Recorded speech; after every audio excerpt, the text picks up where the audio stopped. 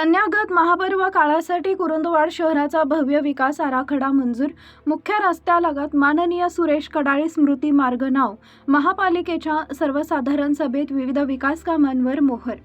कन्यागत महापर्व काळाच्या निमित्तानं शासनाकडून मिळणाऱ्या कोट्यावधींच्या निधीतून कुरुंदवाड शहराच्या सौंदर्यात आणि ऐश्वर्यात भर घालणारा भव्य विकास आराखडा तयार करण्याचा महत्त्वपूर्ण निर्णय नगरपालिकेत घेण्यात आला.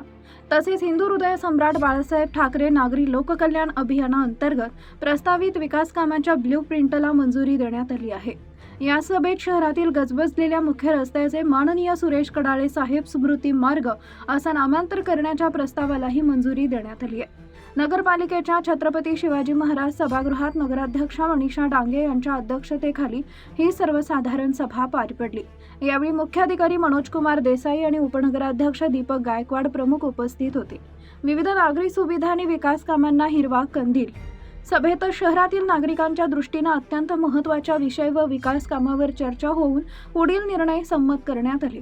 शहरातील सर्व विविध भागांमध्ये नवीन वीज खांब उभारून रस्ते प्रकाशमान केले जातील.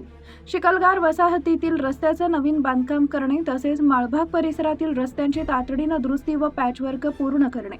15व्या वित्त आयोगाच्या निधीतून विविध नागरी सुविधांची उभारणी करणे.